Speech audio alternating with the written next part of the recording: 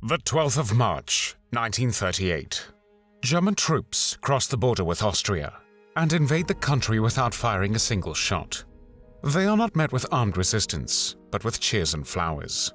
While thousands of Austrians turn out to greet Adolf Hitler as he travels first to Linz and then on to Vienna, terrified Jews, leftists, and other opponents of the Nazi regime race towards the country's borders, hoping to reach them before they are closed. But most would become trapped in a rapidly Nazifying Austria. In the weeks that follow, there is pogrom-like violence across the country. Austrian Nazis and others beat up, attack, and humiliate the Jews. They force them to scrub the streets, clean public toilets, and perform humiliating exercises. Many decide to try to leave Austria, and lines appear at consulates across the city of Vienna. Among the Austrians who greet the Führer is a man who, as a commandant of the Płaszów concentration camp during the Second World War, will be responsible for the brutal torture and killing of thousands of innocent men, women, and children. His name is Amon Göth. Amon Leopold Goeth, the only child of Catholic parents, was born on the 11th of December 1908 in Vienna, then part of Austria-Hungary. His father, Amon Franz, owned a prosperous publishing house, and due to his frequent business travels and his mother frequently working in the family business, Amon was raised mostly by his aunt. After he attended public school in Vienna, where he showed little interest in what was happening in the classroom, which was the reason why his academic performance remained poor, Amon studied agriculture for a few semesters before abandoning his studies in 1925, when he began an apprenticeship as a bookseller in his parents' company. Amon, then 17 years old, became increasingly enthusiastic about National Socialism and its radical ideology, and his main political goal was the annexation of Austria to the German Reich. He shared this goal with the German Nazi Party, which he decided to join in 1930. He was granted full party membership on the 31st of May, 1931, which meant that he was considered an old fighter, one who had joined the party before Adolf Hitler's rise to the position of Chancellor of Germany on the 30th of January 1933. The old fighters were distinguished from the flood of new members who joined in 1933 and later for opportunistic reasons. Once the Nazis took power, many of the old fighters not only achieved high status and received a number of special awards instituted for this purpose, but were also given prestigious jobs in the opera houses, government buildings, and universities of the Third Reich. Beginning in May 1933, the Austrian Nazis waged a propaganda and terror campaign which was encouraged and funded by Germany. The Nazi goal was to undermine the regime of the Austrian Chancellor Engelbert Dollfuss by making it look incompetent. They staged disruptive protests and brawled with political opponents and the police. Austrian Nazis set off explosives and tear gas bombs in public places and Jewish-owned businesses. In June 1933, in response to a fatal Nazi bombing, the Dollfuss regime banned the Austrian Nazi Party and its affiliates. When Goeth's illegal activities, including obtaining explosives for the Nazi Party, made him a wanted man in Austria, he fled to Germany. From there, Goeth smuggled radios and weapons into Austria and acted as a courier for the SS. In October 1933, however, Goeth was tracked down by Austrian authorities and then arrested, but legal proceedings brought against him ended in December 1933 with his acquittal for lack of evidence. Goeth then returned to his parents' business, but continued to maintain contact with the underground Nazi movement. On the 25th of July, 1934, when Austrian Nazis attempted to overthrow the Austrian government, the conspirators shot and killed Chancellor Dollfuss. Amon Göth was again detained, but managed to escape custody and flee to Germany, where he tried to help his parents develop their publishing business. His mother died in March 1936, and in the summer of the same year, his first marriage failed. In the spring of 1938, Adolf Hitler annexed the federal state of Austria into the German Reich. The Anschluss, as it became known, took place over 3 days between the 11th and 13th of March 1938. Goeth returned to Vienna shortly after the Anschluss in 1938 and resumed his party activities. He married Anna Geiger, a woman he met at a motorcycle race, in an SS civil ceremony in October 1938. Prior to the wedding, the couple had to pass a set of strict physical tests administered by the SS to determine the suitability of their marriage. The marriage produced 3 children, but Peter, their eldest child born in 1939, died of diphtheria aged 7 months. The Second World War began on the 1st of September 1939, when Nazi Germany invaded Poland. In the following year, Goeth joined the SS, in which he reached the rank of SS Hauptsturmführer. When in the summer of 1942, the Nazis began deporting Jews from ghettos in the general government to extermination camps, Goeth was sent to SS headquarters in Lublin, where he joined the staff of Odilo Globocnik, the SS and police leader of the Krakow area. As part of Operation Reinhard, which was a code name for the systematic extermination of the Jews in the general government district of German-occupied Poland, 3 killing centers were established: Belzec, Sobibor, and Treblinka. Goeth was responsible for rounding up and transporting victims to these camps to be murdered. Amon Goeth's next assignment, starting on the 11th of February 1943, was to oversee the construction of the 200-acre Kraków-Płaszów concentration camp, which he was to command. In his inaugural address as commandant, he said to the prisoners, "I am your God."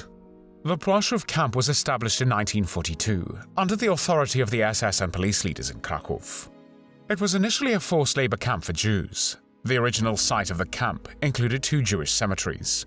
From time to time, the SS enlarged the camp, and it reached its maximum size in 1944, the same year that it became a concentration camp.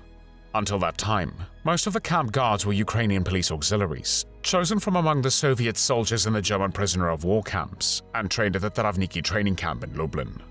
Płaszów camp was surrounded by an electrified barbed wire fence and was divided into several sections.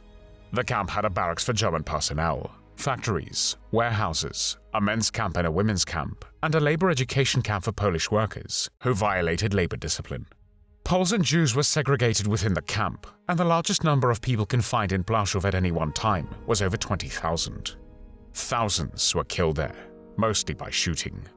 Everyday life in the camp was subject to Goeth's strict rules and was characterized by arbitrary executions, harassment, humiliation, and torture by himself or by the guards. After morning roll call, the prisoners were herded to their assigned jobs. Escape attempts or sabotage were generally punishable by death, while food smuggling was punishable by 100 lashes. Successful escape attempts were punished with the execution of every 10th prisoner in the escapees group, and it was not uncommon for Goeth to perform the executions personally. He believed that with such measures, he could demonstrate his ideas for order and discipline in a memorable way. One of Goeth's specialties was to shoot at prisoners in the morning from the balcony of the villa, which was specially renovated for him. Sometimes he shot people from the window of his office if they appeared to be moving too slowly or resting in the yard. His Tyrolean hat would mark his intentions. It was the signal for seasoned prisoners to attempt to hide. His 2 dogs, Rolf, a Great Dane, and Ralph, an Alsatian mix, were trained to tear inmates to death. Amon Göth was soon given the nickname Butcher of Płaszów by the prisoners, and he killed at least 500 people with his own hands. After murdering a person, he requested their index card so that their relatives could also be killed, as he did not want to have discontented people in the camp. Goeth killed indiscriminately almost daily. A misinterpreted look was enough for this, which is why the prisoners preferred to look at the floor when Goeth was present. Another time, he shot a victim just for a forgotten tribute. On one occasion, Goeth, after catching a woman eating a potato, had her thrown into a large cauldron of boiling water in order to cook her alive. A former Płaszów prisoner, Helen Jonas Rosenzweig, who survived the war, later testified, "When we saw him from a distance, everybody was hiding, in latrines, wherever they could hide. I can't tell you how people feared him." During his time at Płaszów, Goeth lived comfortably in a villa, owning cars and horses that he rode in the camp. He also had an interpreter responsible for his correspondence, a personal physician, and a large number of personal servants. These included several domestic workers, maids, a stable boy, a masser, a chauffeur, a bodywork specialist, a butler, and a car mechanic for his fleet of 3-passenger cars. Negligence in the care and maintenance of the vehicles was punished draconically by Goeth. The kitchen staff could also count on Goeth beating them to the point of unconsciousness, or slapping them in the face if the food served was too little or had too much salt. On one occasion, he shot a Jewish cook because the soup was too hot. Goeth's shoemaker was threatened with the same procedure if he used the wrong materials, or if the shoes he had made by hand were too big or too small. Up to 6 pairs of shoes are said to have been produced for Goeth each week. Amon Goeth was also a sexual deviant, and an alcoholic who had no problem raping Jewish women in the camp, even though under the law for the protection of German blood and German honor, sexual relations between Jews and Germans were punishable by severe imprisonment or even death. After the war, Goeth's former maid testified how on one occasion, she entered the living room where Amon Göth, drunk and naked with a whip in his hand, ordered her to undress. When she refused, he whipped her and tried to rape her. In his villa, Goeth also organized orgies and parties with a lot of alcohol. In addition to his duties at Płaszów, Goeth was the officer in charge of the liquidation of the ghettos and labor camps of Szebnie, Bochnia, Tarnów, Kraków, and other places. Before World War II, about 25,000 Jews lived in Tarnów, a city in southern Poland, 45 miles east of Kraków. Jews, whose recorded presence in the town went back to the mid-15th century, comprised about half of the town's population. Deportations from Tarnów began in June 1942, when about 13,500 Jews were sent to the Belzec killing center. During the deportation operations, German SS and police forces massacred hundreds of Jews in the streets, in the marketplace, in the Jewish cemetery, and in the woods outside the town. After the June deportations, the Germans ordered the surviving Jews in Tarnów, along with thousands of Jews from the neighboring towns, into a ghetto. The ghetto was surrounded by a high wooden fence. Living conditions in the ghetto were poor, marked by severe food shortages, a lack of sanitary facilities, and a forced labor regime in factories and workshops producing goods for the German war industry.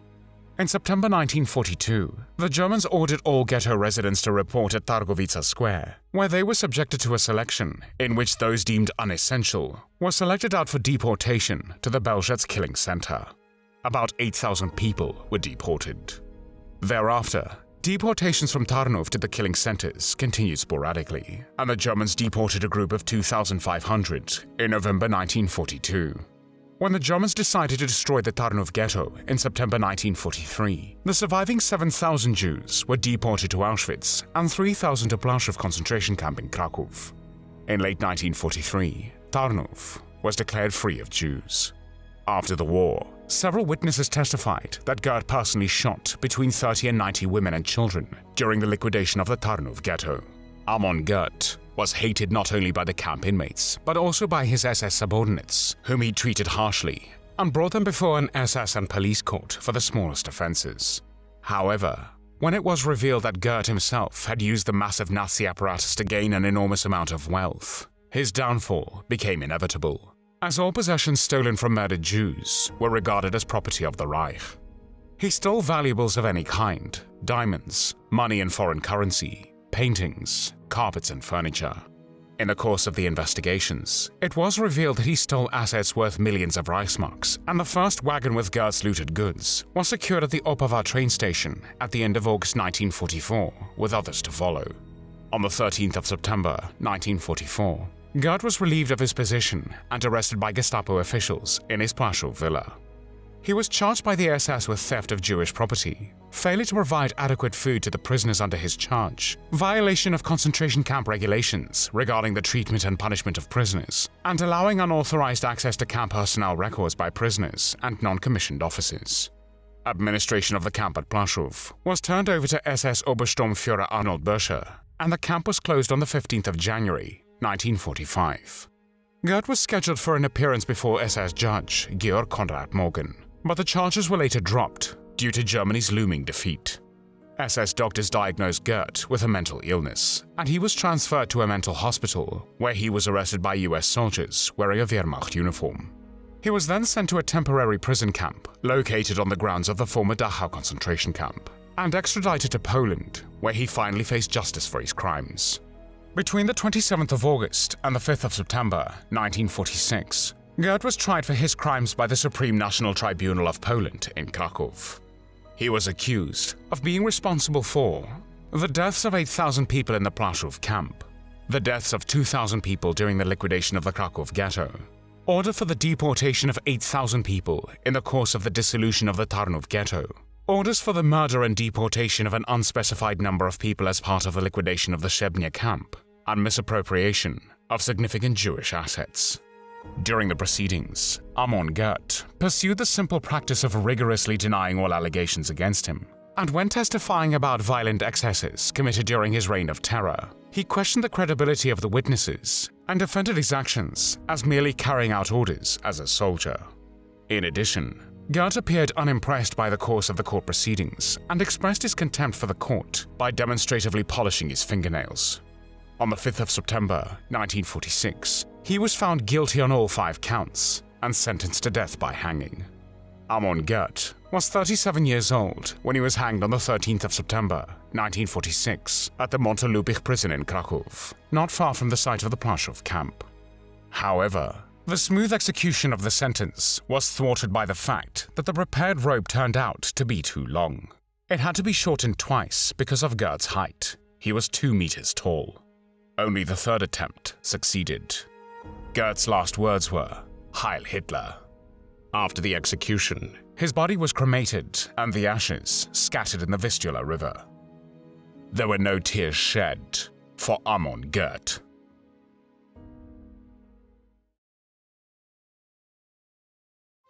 Thanks for watching the World History Channel.